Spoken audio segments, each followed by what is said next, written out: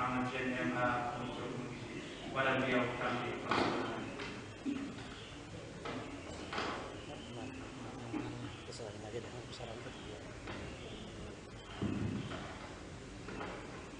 Bismillahirrahmanirrahim.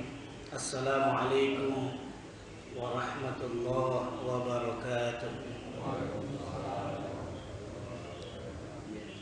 Alhamdulillah.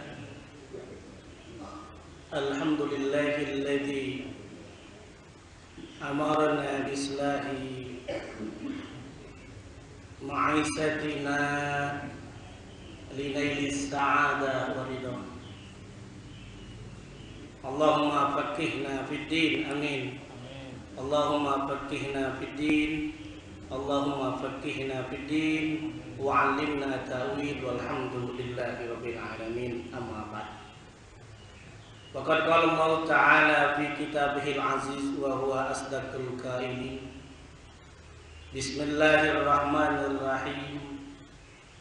Wa 'asa an takrahu shay'an wa huwa khairul lakum, wa 'asa an tuhibbu shay'an wa huwa sharrul lakum, wallahu ya'lamu wa antum la ta'lamun.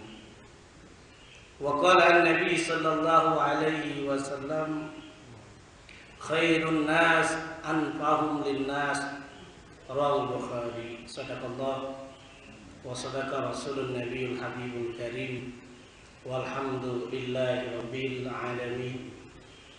Hadirin hadirat jamaah salat subuh Masjid Raudhatul Jannah yang dimuliakan oleh Allah Subhanahu wa taala. Pada kesempatan kali ini tema yang akan kita bahas yaitu tentang indahnya masalah atau musibah. Judulnya indahnya masalah atau musibah. Hidup di dunia ini pasti kita melewati yang namanya masalah. Kalau kita ingin terbebas dari masalah, meninggal. Bu, kalau mau terbebas dari masalah harus meninggal. Meninggal pun ada masalah. Nanti dimintai pertanggungjawaban kita. Jangankan manusia seperti kita, nabi-nabi pun para sahabat mereka diuji dengan berbagai macam masalah.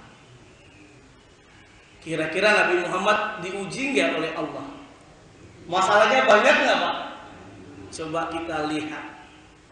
Kalau kita baca dalam biografi sejarah Rasulullah, dalam Sirah Ibnu Hisam dijelaskan Nabi Muhammad dalam keadaan yang luar biasa, masih kecil aja sudah yatim piatu. Sebelum Nabi Muhammad dilahirkan, ayahnya meninggal terlebih dahulu. Ketika Nabi Muhammad dilahirkan, bukan ibunya yang mengasuhnya, tetapi ada tradisi, ada namanya yang ibu susu. Yang namanya ibu susunya siapa? Bapak ibu-ibu? Halimatus Sa'diyah. Kemudian pas usia 4 tahun baru dikembalikan kepada ibunya. Tidak beberapa tahun berjumpa dengan ibunya, Nabi Muhammad usia 6 tahun meninggal dunia ibunya. Luar biasa ini. Mau ujian Nabi Muhammad yang sangat luar biasa. Bahkan ketika ibunya meninggal, pengasuhan, coba kita lihat. Pindahnya kemana pengasuhannya itu? Ke kakeknya. Ketika usia, dalam riwayat ada yang bilang 8 tahun lebih, ada yang bilang 9 tahun. Kakeknya meninggal dunia. Pindah ke rumah pamannya Abu Thalib. Ternyata Abu Thalib juga miskin, bahasa kita kere. Apa buktinya? Dia kerjaannya mengangon kambing. Nabi Muhammad pun karena hidup bersama pamannya, maka mengangon kambing. Dalam riwayat Imam Bukhari dinyatakan Nabi Muhammad dapat upah dengan hasil angon kambing. Yang perlu kita renungkan bapak-bapak, ibu-ibu yang dimuliakan oleh Allah, saat kita menghadapi masalah, kita harus berbaik sangka dalam menghadapi masalah. Boleh jadi kita tidak senang, tetapi nanti baik buat kita. Di sisi Allah itu baik. Yang telah Allah tegaskan pada awal Muqaddimah, saya bacakan surah kedua, surah Al-Baqarah ayat 216. Wa asa an takrahu syai'a wa huwa khairul lakum. Boleh jadi sesuatu itu kita benci, masalah kita benci, musibah kita benci. Boleh jadi ada di antara kita masalahnya banyak ini, utang yang belum terbayar, betul nggak? Makanya kadang-kadang rumah kita ditanya itu sama istri, ayah ini punya saha? Aang. Mobil Aang. Rumah Aang. Kulkas Aang. Aang itu saha? Angsuran. Karena ada masalah semua hidup ini. Tinggal menjadi yang perlu kita renungkan adalah saat kita menghadapi masalah, kalau kita menganggap itu tidak baik, maka kita harus berbaik sangka kepada Allah Subhanahu wa taala. Boleh jadi kemudian baik untuk kita. Wa asa an tuhibbu syai'a wa huwa syarrul lakum. Boleh jadi sesuatu itu kita anggap baik tetapi jelek kemudian di sisi Allah, bahkan bagi kita sendiri. Yang perlu kita ingat, bapak-bapak, ibu-ibu semuanya, wallahu ya'lamu wa antum la ta'lamun. Allah itu maha mengetahui, kita nggak tahu. Saya melalui kisah aja dulu nih, ya, supaya nanti kita akan masuk kepada masalah. Ada kisah tukang tape. Tukang tape dia tidak pakai gerobak, tapi dia pikul, dia bawa itu tapenya di depan sama di belakang, dipikul tuh. Ketika dia pikul subuh-subuh, habis selesai sholat subuh, dia mau berangkat, mau ke pasar, dia harus melewati sawah, lewati sungai. Di luar perkiraannya, ternyata pikulannya itu patah. Bukan hanya patah saja pikulannya, tetapi tape yang dibawanya itu pakai apa tuh alat, kalau bahasa Bekasnya keronjo ya, pakai apa namanya Pak? Keronjo ya. Pokoknya ada kayak semacam peti gitu ya, dibawa. Yang di depannya itu jatuh ke sungai, nganyut. Yang satunya lagi jatuh ke sawah yang penuh dengan lumpur. Ternyata tidak bisa jualan hari itu. Kalau bapak-bapak, ibu-ibu posisinya seperti tukang tape, perasaan bapak-bapak, ibu-ibu bagaimana kira-kira? Hah? Kesel, marah, berburuk sangka kepada Allah. Ya Allah, ini modal satu-satunya ini tape buat anak saya, buat istri saya. Tapi kenapa ini patah? Kita sering begitu Pak, kadang-kadang kita berburuk sangka kepada Allah, padahal Allah ingin ngasih tahu. Gara-gara sebab patah itulah 3 jam kemudian ada kabar, berita bahwa mobil yang biasa dia tumpangi menuju pasar itu mobilnya tertabrak. Seluruh penumpang meninggal dunia kecuali dia yang 3 meninggal dunia. Saya tanya, ketika mendapatkan kabar tukang tape, apa yang terjadi? Yang awalnya kesel, apa kira-kira perasaan bapak-bapak, ibu-ibu waktu itu? Wah, bersyukur, alhamdulillah, untung patah. Kalau nggak tak patah, boleh jadi meninggal dunia atau minimal ke rumah sakit. Wallahu ya'lamu wa antum la ta'lamun. Allah maha mengetahui, kita nggak tahu. Kalau kita menghadapi masalah dalam kehidupan ini tadi, rencana kita tidak sesuai yang diharapkan, apalagi banyak bencana alam, banjir, musibah, gunung meletus, erupsi di mana-mana, Gunung Sinabung belum selesai, Gunung Kelut, Gunung Merapi beraksi, banjir di Jakarta.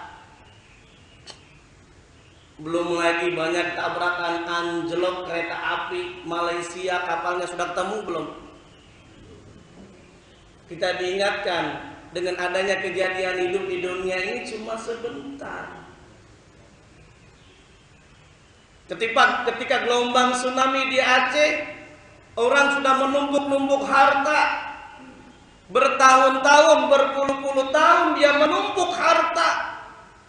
Perusahaannya dalam waktu tidak beberapa menit hancur dengan seketika. Kita diingatkan dalam peristiwa ini bagi yang masih hidup agar senantiasa beriman kepada Allah Subhanahu wa ta'ala. Hidup di dunia cuma sebentar, mumpung masih kita diberikan usia panjang, kita perbanyak bersedekah. Ketika ada masalah, kenapa saat kita parkir mobil, padahal banyak mobil di tempat parkiran, tapi kenapa mobil kita yang hilang?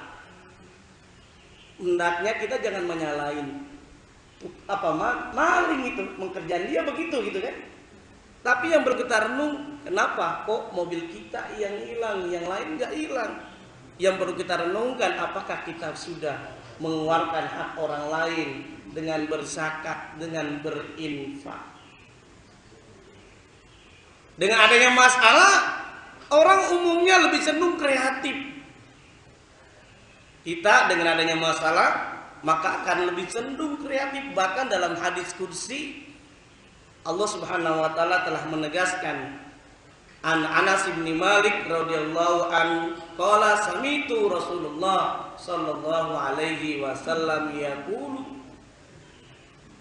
Allah taala qala idza ibtalaitu 'abdi bihabibataihi fasabara awwatuhu minhuma al-jannah.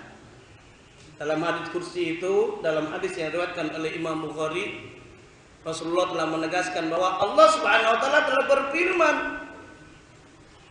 "Idza ibtalaitu 'abdi, apabila saya menguji hamba saya dengan apa saja, musibah, masalah kehidupan di dunia ini, dalam rumah tangganya ada yang suaminya bawel banget, cerewet banget, galak banget, ada enggak, Bu?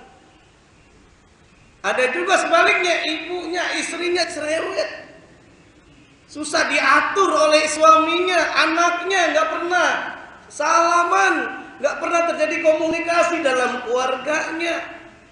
Yang perlu kita renungkan, bapak-bapak, ibu-ibu semuanya, boleh jadi itu ujian bagi kita semuanya, ingin naik kelas kita semuanya. Kenapa Allah menguji? Boleh jadi ada yang istrinya meninggal, ada yang suaminya meninggal, anak yang meninggal. Kita diuji oleh Allah, apakah kita bersabar? Kalau kita bersabar, fasobaro, kemudian kita bersabar, awwatuhu minhuma al-jannah, indahnya kalau kita mendapatkan masalah, udah dijamin oleh Allah mendapatkan surganya Allah Subhanahu wa ta'ala. Sekedar ilustrasi, masalah, kalau kita mendapatkan masalah itu seperti segenggam garam, Pak. Uyah, kalau bahasa Jermannya uyah ya. Uyah itu apa? Garam ya. Segenggam garam itu masalah, tidak lebih. Tinggal kita menyikapi masalah itu. Apakah dengan lapang dada atau dengan sempit? Bahkan kita berburuk sangka kepada Allah. Ilustrasinya segenggam garam itu ditaruh, Pak. Segenggam garam, kalau kita menghadapi masalah itu dengan sempit, tidak lapang dada, maka garam yang kita pegang itu kita taruh di dalam gelas, kemudian kita campur dengan air, kita aduk dan kita minum. Apa rasanya tuh air kira-kira, hadirin? Hah? Manis. Rasa asin, memekik, terasa benar luar biasa. Inilah simbol kalau kita menghadapi masalah tidak dengan lapang dada, tapi sempit kita menghadapinya. Akhirnya ketika Allah memberikan masalah, kita bukan mendekati Allah, kita berburuk sangka kepada Allah. Hati kita karena sempit terasa berat dengan ujian, masalah, musibah dari Allah. Berbeda kalau kita menghadapinya dengan lapang dada, maka garam yang kita genggam bukan ditaruh di gelas. Kita taruh di mana?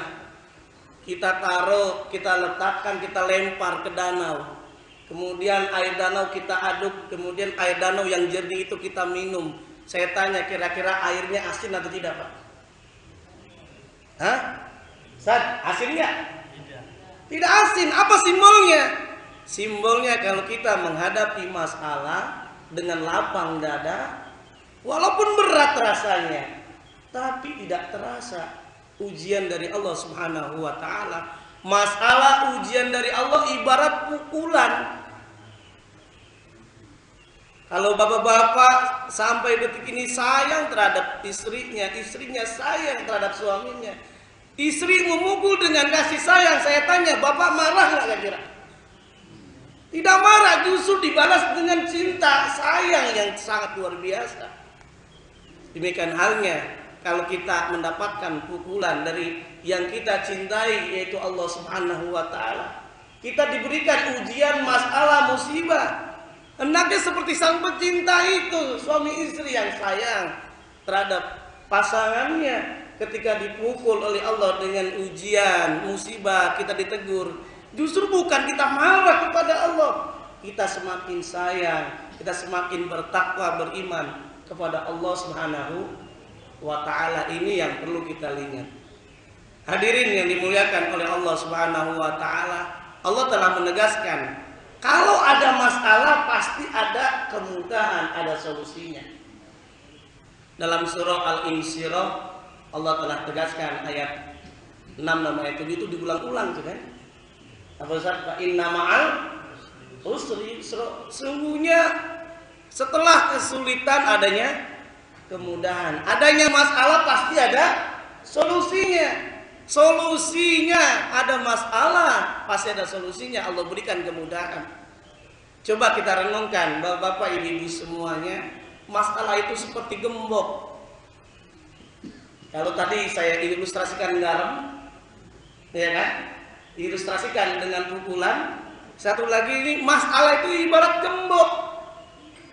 Kalau kita beli gembok, kira-kira ada kuncinya nggak kira-kiranya, Ustaz Asril? Pasti ada. Tidak mungkin kalau kita beli gembok nggak ada kuncinya. Nggak mungkin kalau Allah berikan masalah, ujian, cobaan kepada kita, kalau tidak Allah berikan solusinya.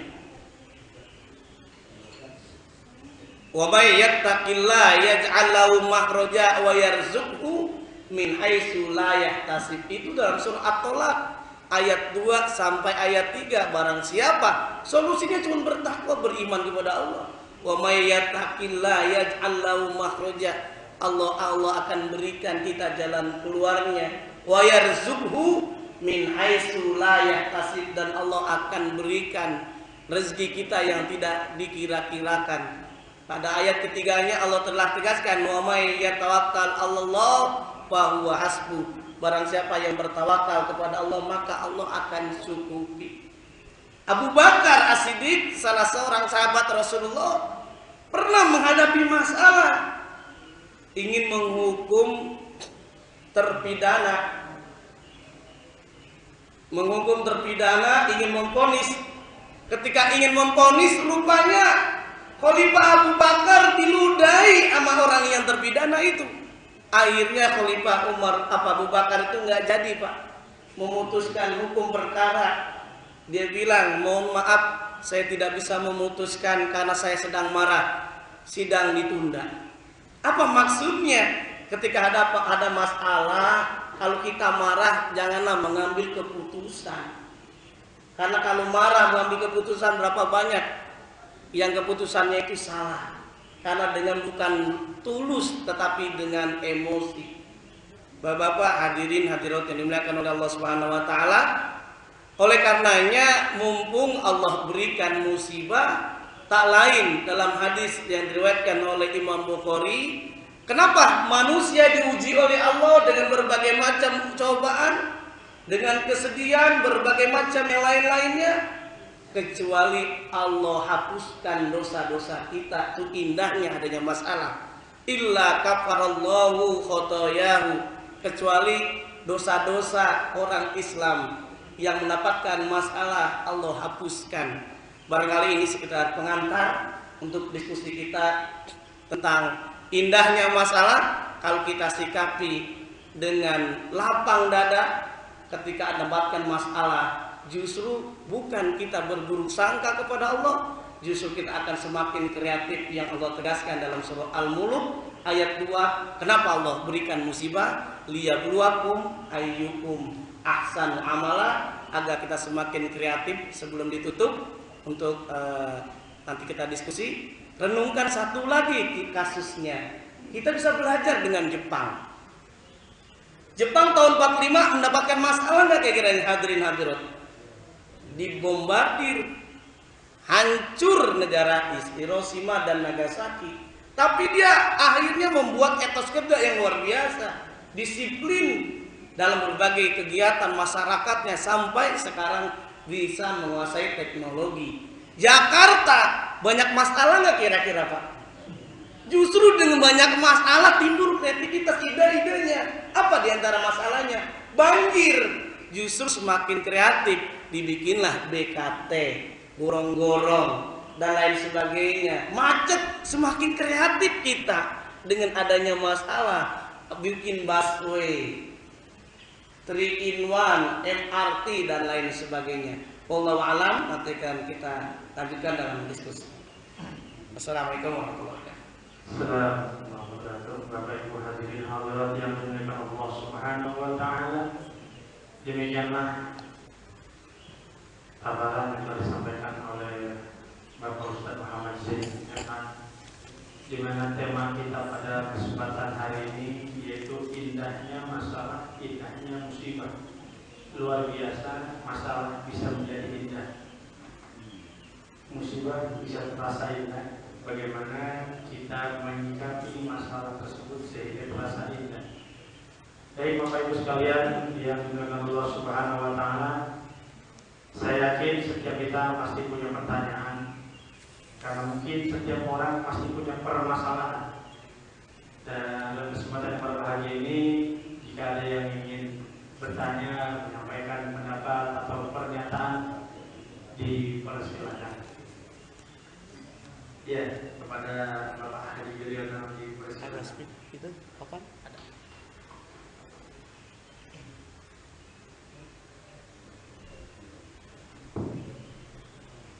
Assalamualaikum warahmatullahi wabarakatuh. Waalaikumsalam warahmatullahi wabarakatuh. Semoga bapak-bapak dan keluarga bapak sehat-sehat.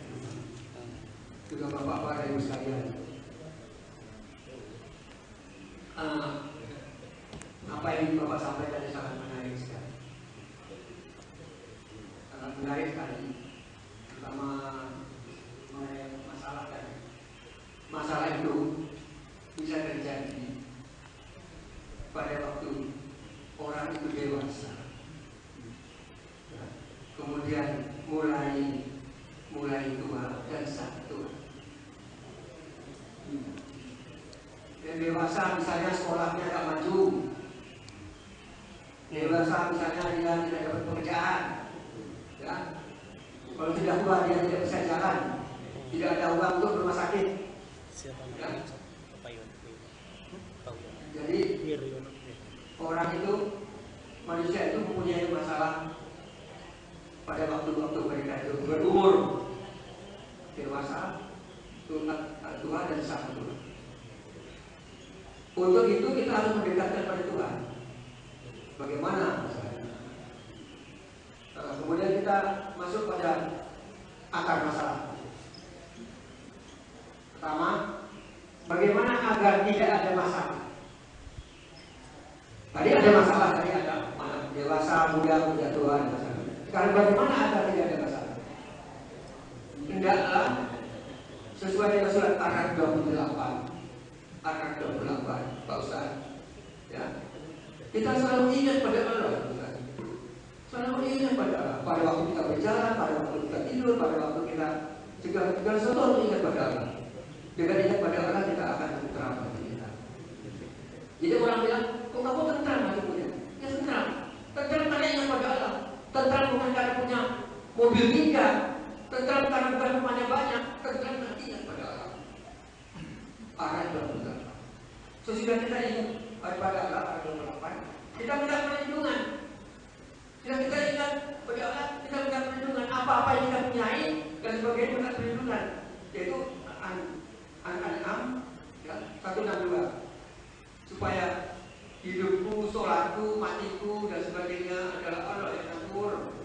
Matiku itu supaya kalau sudah 20, 80, 79, 75 sekarang. Kepingin mati aku, kepingin mati di Bekasi belum tentu. Kepingin mati di Medan belum tentu. Itu Allah yang ngatur. Tapi manusia kepingin, aku matiku yang benar yang enak. Di zaman pahlawan itu kok enak zaman pahlawan. Padahal dia bukan pahlawan. Matiku sudah susah. Akhirnya apa yang perlu kita lakukan? Apa yang perlu kita lakukan? Satu, kita harus bersedekah Pak, waktu masih muda Pak. Bersedekah, memberikan zakat, infak. Selama ini dompetnya masih penuh, dompetnya masih penuh harus ada disiapkan. Sedekah kalau kita ketemu di simpati di jalanan, orang itu tidak minta kita kasih. Jangan jadi pakai bos saja. Kemudian sesudah kita berbuat baik, kemudian Al-Isra 37, jangan sombong. Kalau kita sudah punya pangkat tinggi, pangkatnya jenderal, misalnya kita sudah oleh sama teman-temannya yang lama. Ya. Kemudian akhirnya yang perlu kita sebagai manusia harus sabar Pak, harus sabar. Ya, Al-Baqarah 153, sabar Pak, sabar dan sholat terus kalau di hari sabar. Demikian Pak keterangan tadi. Wassalamualaikum warahmatullahi wabarakatuh. Waalaikumsalam. Oke, berikutnya ada lagi? Ada pertanyaan berikutnya atau ada pernyataan? Pak Wid, pernyataan Pak Wid ya? Ya, Pak ini, Pak Hashim, Pak Santoso. Ya.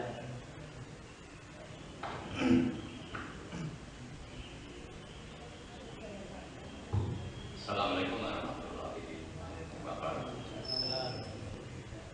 Pak Sen, saya mau menanyakan sesuatu yang berbalik. Orang memaknai masalah itu adalah musibah dan kesulitan bagi diri. Seperti Pak Wir mengucapkan soal masalah itu adalah yang duniawi. Nah, tapi manusia tidak pernah mengenal mengenai masalah itu yang dari kebahagiaan. Itu yang mesti harus kita pahami, karena para aulia kita ini baik dalam hadis, Al-Quran dan sejarah ada contoh-contoh orang yang bukan dapat masalah tapi mencari masalah. Karena Ibrahim selalu mencari masalah, tapi yang menyelesaikan Allah Subhanahu wa Ta'ala. Kedua, berhadir sekali dan lain-lain sebagainya. Nah, itu apa maknanya Pak di dalam masalah yang dimaknai sebagai musibah dan masalah karena kebahagiaan? Karena Allah juga menyebutkan di dalam surat An-Nisa 79 itu bahwa kebahagiaan itu kenikmatan dari Allah dan keburukan adalah ulah manusia sendiri. Terima kasih. Assalamualaikum warahmatullahi wabarakatuh. Oke, baik. Bapak Ibu semuanya, ini tambahan materi dari Ustaz Diryono nih ya. Tapi saya akan coba ulas. Yang jelas Bapak-bapak kalau pernah belajar baca buku manajemen, itu ada kajian namanya problem solving. Dalam kantor juga sama, namanya problem solving, termasuk dalam pengambilan keputusan, decision making. Saya kebetulan ngajar mata kuliah PSDM, problem solving dan decision making, pengambilan keputusan. Nah, yang disampaikan oleh Ustaz Wiryono ini langkah-langkah dalam melakukan solving, pengambilan keputusan, yaitu harus pertama kalau kita menghadapi masalah harus dijelaskan dulu identifikasi masalah. Setelah identifikasi masalah baru cari akar masalah. Nanti baru solusinya. Nah, ini bicara tentang langkah-langkah pengambilan keputusan. Nah, kemudian kalau dibilang masalah itu timbul ketika dewasa dan tua, ini bagus, tapi saya kurang setuju ini. Kurang pas. Karena masih kecil aja ada masalah. Bayi mau berjalan, itu dia harus melewati masalah dulu itu. Jatuh, bangun, jatuh. Lewati masalah nggak kira-kira Pak Bidon? Iya kan? Bayi, giginya baru mau tumbuh. Apa yang terjadi masalahnya? Panas, ya, sakit, dan lain sebagainya. Nah, kita bisa belajar.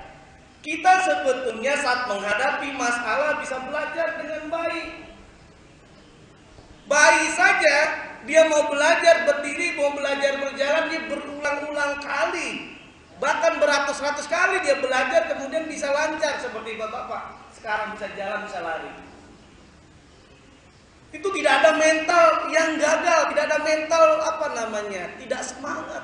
Ada nggak bayi ketika dia latihan usia 1 tahun, saya baru berdiri biasanya, biasa Riono ya, biasa 1 tahun baru berdiri jalan jatuh, terus dia takut lagi berjalan. Kira-kira bisa jalan nggak sampai detik ini kira-kira? Nggak akan terjadi. Saat menghadapi masalah harus semangat. Jadi memang betul kalau dewasa bisa. Jadi masalah itu sejak kita lahir sampai mau meninggal dunia juga ada masalah gitu. Sampai meninggal dunia pun pasti melewati masalah. Pasti kita akan melewati masalah. Oke, baik. Jadi bukan hanya dewasa dan tua. Anak kita memang benar. Saat misalkan baru lulus pasti ada masalah itu. Masalahnya apa? Melamar pekerjaan, tidak diterima, tapi harus dia berpikiran positif. 100 kiriman buat melamar pekerjaan tidak diterima, sehingga dia harus berpikir berbalik lagi. Oh, kalau begitu saya akan coba berwirausaha, membuka lapangan pekerjaan baru. Jadi bukan dia melamar pekerjaan. Ini yang berapa banyak tadi, wallahu ya'lamu wa antum la ta'lamun. Boleh jadi seperti tukang tape tadi. Bahkan ada ilustrasi kalau bapak-bapak menghadapi masalah, ibu-ibu nih umpamanya saat masak nasi, rencana memasak nasi, ternyata airnya kebanyakan. Nah, airnya kira-kira jadi nasi apa jadi bubur itu? Jadi bubur. Sekarang pertanyaannya, karena jadi bubur, apakah buburnya dibuang atau gimana? Harus berpikir kreatif kita. Oh, kalau begitu dibanding nasi ini bubur dibuang, mendingan saya berpikir kreatif. Ada bawang kita goreng, ada kerupuk digoreng, kita cari ayam kita goreng, kemudian kita taburkan menjadi bubur yang spesial. Kita makan.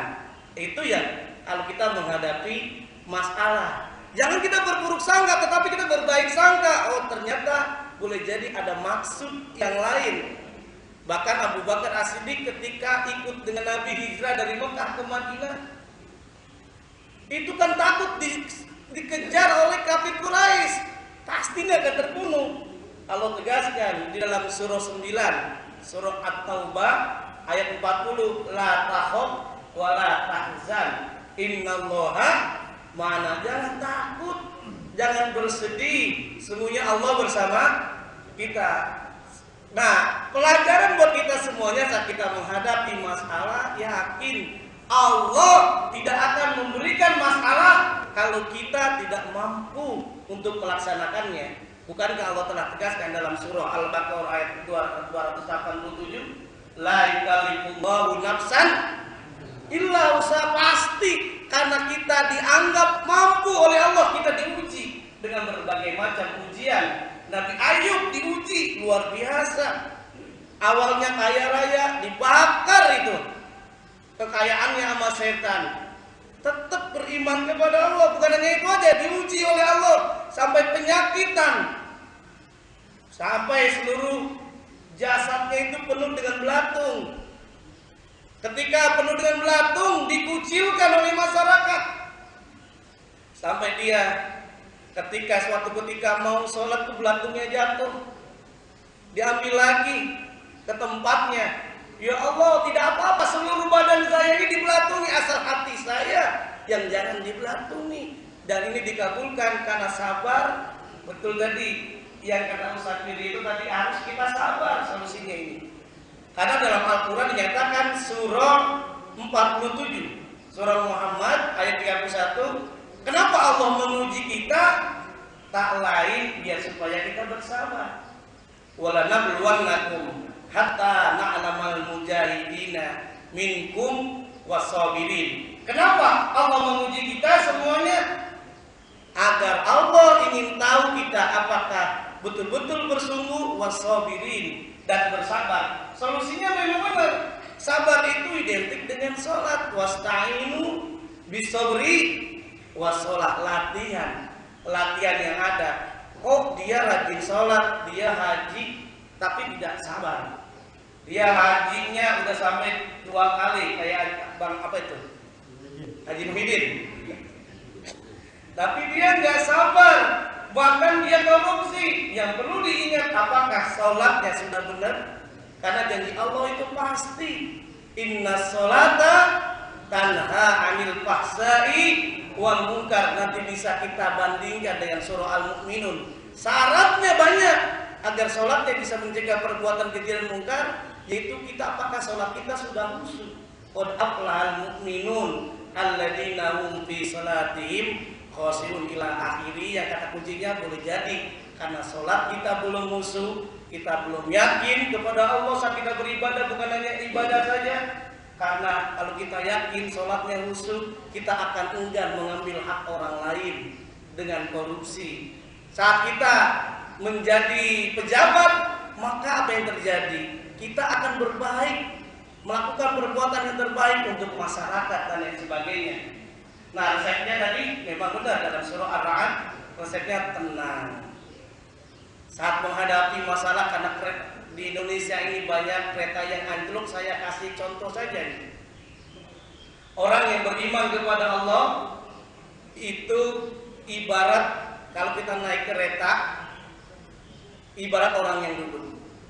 Orang yang imannya kurang kuat, ibarat kereta, dia naik kereta yang berdiri. Saya tanya, ketika suatu saat masinis mengerem mendadak, kecepatan tinggi mengerem mendadak, kira-kira yang sangat terguncang penumpang yang berdiri atau yang duduk? Saya tanya nih bapak-bapak ibu semuanya. Nah, yang duduk atau yang berdiri? Nah, kalau yang duduk berarti belum naik kereta dia. Hah? Yang duduk atau yang berdiri? Pasti yang berdiri, semuanya terguncang. Tapi yang sangat terguncang adalah mereka yang berdiri. Apa sebabnya? Karena yang berdiri itu pijakannya tidak kuat, pegangannya tidak kuat, bahkan boleh jadi nggak pegangan sehingga bisa terguncang jantung. Simbolnya apa? Saat Allah berikan masalah, saat dia berbisnis jualannya gagal, nggak laku-laku, karena imannya nggak kuat, maka yang terjadi apa? Goncang jiwanya, gampang marah, berkeluh kesah, menyalahkan orang lain, sehingga yang terjadi dia bukan mendekatkan diri kepada Allah, tetapi apa? Justru mendatangi dukun paranormal. Nah, itu Islam tidak menginginkan seperti itu. Karena kenapa? Posisi iman kita lemah seperti penumpang yang diri. Tapi kalau kita dapat mendapatkan masalah musibah dari Allah, iman kita kokoh, iman kita kuat, maka dalam surah Arab memang tenang dia. Alladzina amanu wa tatma'innu qulubuhum bi dzikrillah, ala bi dzikrillah tatma'innul qulub. Penumpang yang duduk betul dia masih terguncang tapi dia masih bisa kokoh. Artinya saat dia jualan nggak laku, dia tetap tenang, sabar. Ibaratnya simbol penumpang yang duduk begitu. Wallahu a'lam. Nah kemudian kan hampir sama ini dengan Pak Santoso. Masalah yang ada memang banyak sekali, bukan hanya kehidupan sehari-hari. Bahkan di dalam surah Al-Fajr ayat 15 sampai 16 dijelaskan, masalah itu bukan hanya kemiskinan. Masalah juga dalam berupa kekayaan. Itu masalah bagi kita.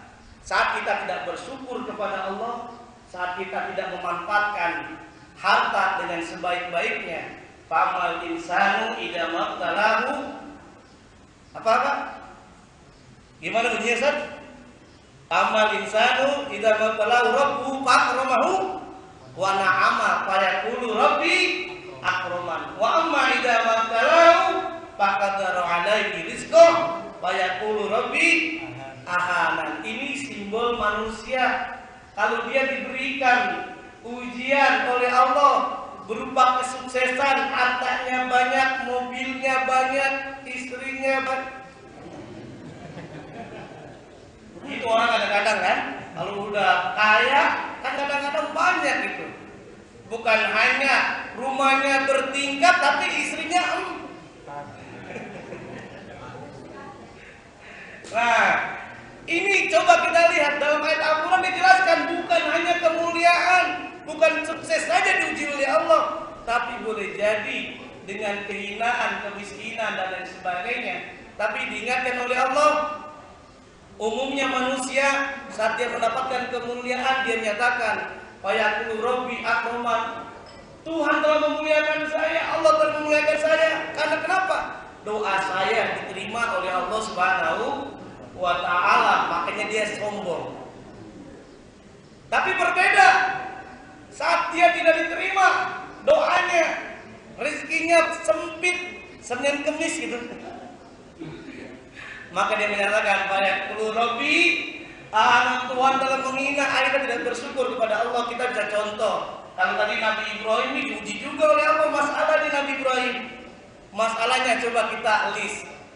Apa diantara ujian masalah yang diterima oleh Nabi Ibrahim alaihissalam dalam usia yang sudah sepuh 1 abad kurang?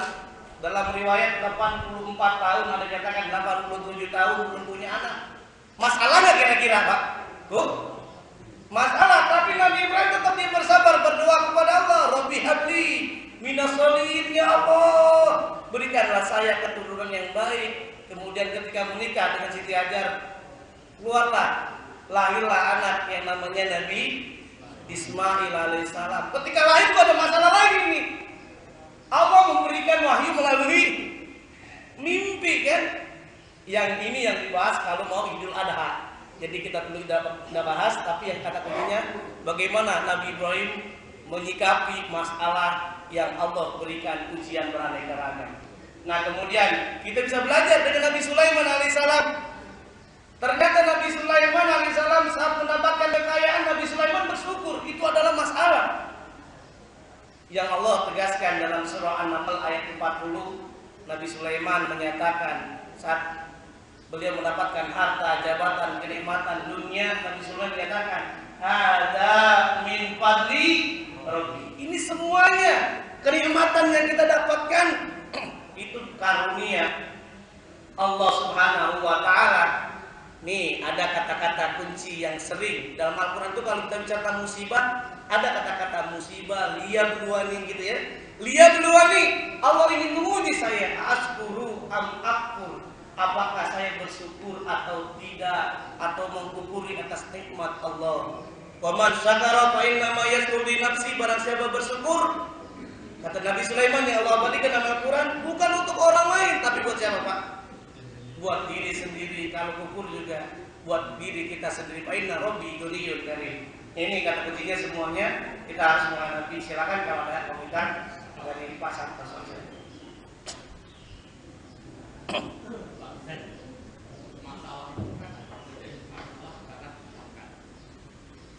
Masalah itu kan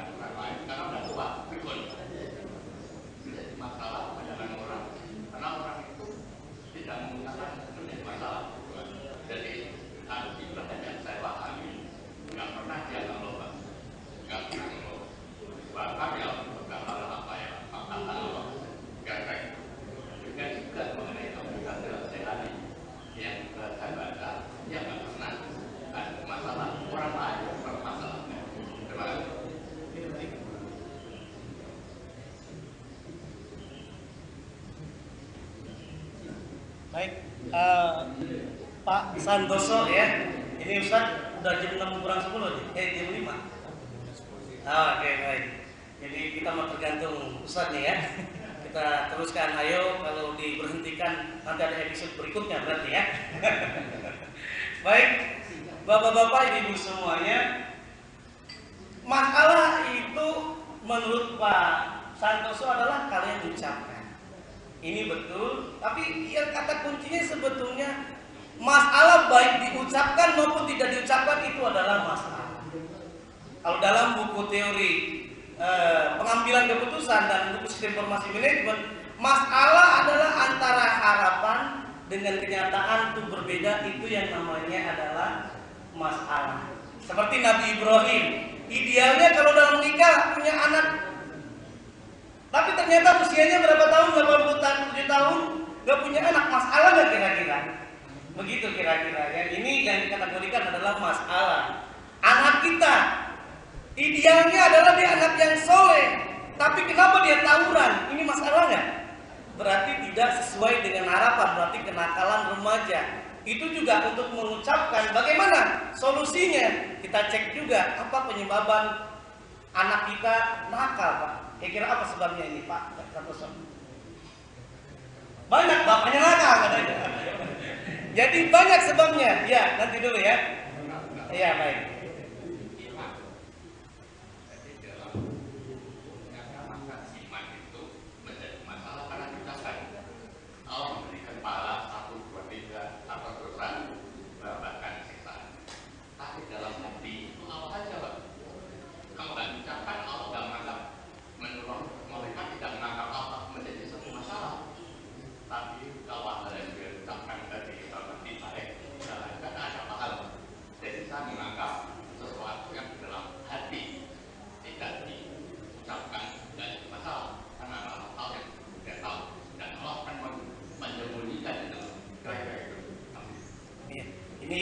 Jawaban pamungkas bisa cek di dalam surah Al-Baqarah ayat 155 sampai ayat 157. Ini bicara tentang masalah.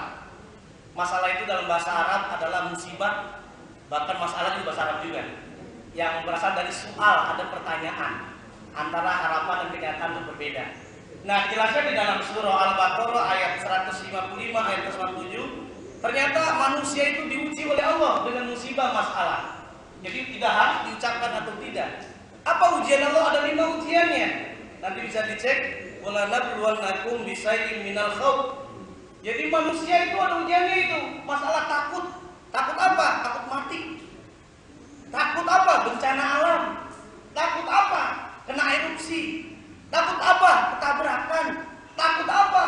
Mobil baru Alphard hilang dan lain sebagainya. Itu yang dikategorikan dalam masalah. Ini bukan hanya menimpa umat Islam, tetapi dikategorikan semuanya. Ada kategori walana belum bisa ada rasa takut ini. Tapi berbeda, kalau yang Islam ini nggak ada rasa takut tadi karena ada keimanan. Kemudian bukan hanya takut. Apa walana belum bisa khofi wal ju itu lapar. Lapar bagaimana? Bagaimana kalau yang terjadi paceklik, tsunami dan lain sebagainya, manusia pasti lapar. Banjir aja Pak, pasokan makanan nggak ada yang jualan, bisa lapar deh. Makanya yang terjadi apa? Ada manfaatnya, adanya musibah. Kita yang tidak terkena musibah bantu saudara kita. Yang kategorikan dalam surah Al-Mulk itu ayyukum ahsanu amala, agar kita saling membantu. Nah ini wanaksi minal amwal, dan berapa banyak karena musibah bencana alam hartanya hilang, karena banjir, gelombang tsunami dan lain sebagainya. Amwal bukan hanya harta, tetapi jiwa banyak yang tinggal dunia, Pak. Wasamarot, dan boleh jadi kalau paceklik, bencana berterus-menerus, maka pasokan makanan, buah-buahan itu akan berkurang.